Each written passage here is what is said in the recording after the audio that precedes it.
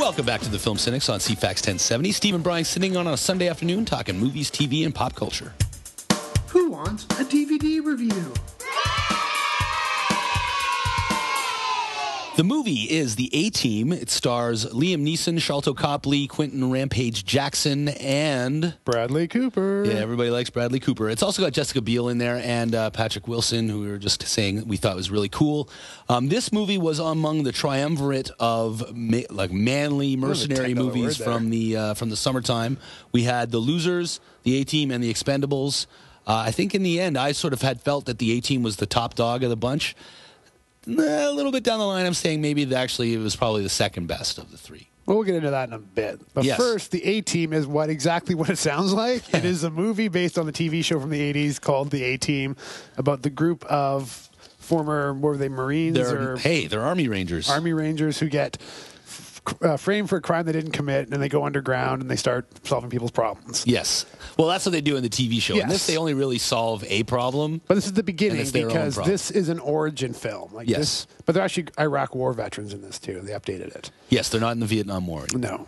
And it's sort of like the origin film of how they all came together to be a group and how they all sort of became the A-Team, which I really liked. They didn't have to do that because everyone that walked into this film knew what the A-Team was, and they could have just started with these characters and had them going off solving problems. But I like the fact they took the time to sort of establish who they are as people or as characters and then bring them all together and then send them on their way as the A-Team.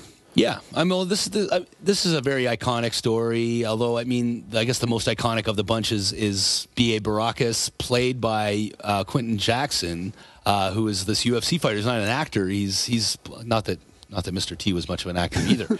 But yeah, so Mr. T was Mr. T. They're playing up on certain elements of the story and changing others. In fact, what I thought was that B.A. Baracus was a sergeant. He is in the TV show. He's only a corporal in the movie. So he actually should not have made my top 5 sergeants list. I didn't even realize that. Yes. But what I was a little intrigued when they initially announced this movie. You know, I'm like, TV remakes? I mean, come on, Hollywood, get a new idea. And then they started casting it, and they came out with Liam Neeson playing Hannibal Smith, which I thought was an interesting choice. Yes. Bradley Cooper as Face Man, which is obvious. Mm-hmm. And then Rampage Jackson as B.A. Baracus. I'm like, all right, who else is really going to play B.A. other than some really big, tough guy? But then they really went and out of nowhere and cast Sharlto Copley as Murdoch. And the only thing this guy's ever been in before was District 9. Exactly. That's the only other movie he's ever acted in his life. And it was a great film, and he did a great job. But now all of a sudden he's being cast as like a quintessential TV character from the 80s. Yeah, it was weird, because he's gone from South African and playing up an extra South African accent in District 9. His accent isn't that thick in real life. But now they give him a Southern accent. They make him, and of course he gets to play extra crazy, which was great. Rather than neurotic, now he's actually manic. The thing is, he did a great job. He was so good in that character. Murdoch is probably the hardest character to play because he is crazy, and he goes off on these weird tangents, and he assumes a lot of weird identities. But Sharlto Copley did a really fantastic job at this, and I was really surprised it actually had the chops to hang with the Liam Neeson. Yes. And not even Bradley Cooper and be able to act with these veteran actors. Well, I actually do wonder what the future holds for him as far as going from District 9 to this. But hitting more of the mass market, still not huge. I don't think he's ever going to be the bankable lead of a movie. You're not going to be like a Sharlto Copley in this, but he'll always be one of those guys that you can put in a movie and he can pretty much play any role, it seems like. He'll be able to be very versatile now, and he can do a lot of things, and he'll be really consistent in what he does, I think. No, and I really like Patrick Wilson in this. He's had some really great scenes. Just these sort of really silly, casual scenes that seem a little bit stretched out.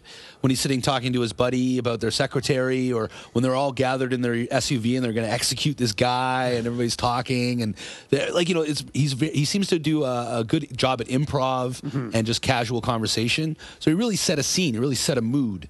So yeah, I really like the job that he did in that. Even though he was a bad guy, he wasn't in very much. But he was good. He was one of those bad guys where you kind of want to see him on screen because he's kind of funny and mean. He's not just a really bad guy where all he does is yell and scream. He's kind of a maniacal bad guy. And I like those kind of characters.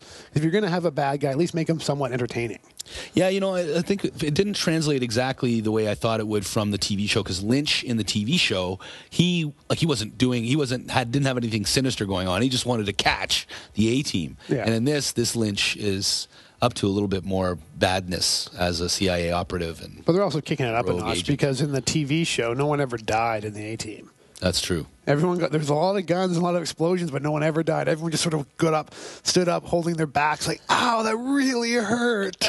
And they kind of walked away from the battle after that. Now, one thing I didn't know the first time around watching the DVD was that it comes with the extended cut. Like, so there's the regular theatrical version and there's the extended cut of the film.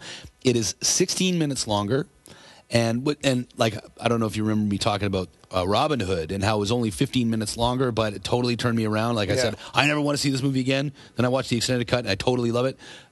This version, the extended version of the A-Team, really allows you to dwell a lot more on the conversations and therefore get to know the characters a lot better, which I think is the strength of it. I mean, if all the extended cut was more explosions, one, I don't know why they would have been cut in the first place. Yeah, it's a lot of money. Two, I think people maybe didn't realize that this was a character-driven story, and I think that's why Joe Carnahan grabbed it. He's more of a character-driven director.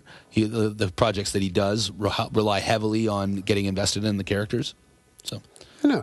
I was pleasantly surprised when I saw this. When I went to the theater, I was a little excited because when I grew up, A-Team was my show. When I was a kid, I was a part of the Mr. T fan club. I went as Mr. T, a white Mr. T for Halloween one year. Awesome. It was pretty cute. But anyways, so I was really kind of excited for this as a remake. It was more so than G.I. Joe or Transformers. Like A-Team was the one. And I walked out of it being entertained. It was an entertaining film. It wasn't genius, but it wasn't terrible. You know, it was a lot of things blew up, and it was funny, and that's kind of what you wanted out of an A-Team film. And that's what you got. It was enjoyable. So, what are you going to give this one? I'm going to give this one a serious renter. It is a good time. It is a good night of movie watching. It is funny. Like I said, lots of great action, lots of good dialogue, and you'll really enjoy it. It's not going to change your world. It's no Inception, but for what it is, I think they really kind of got it. So I'm going to say it's a renter. Yeah, I'm going to give it a heavy renter.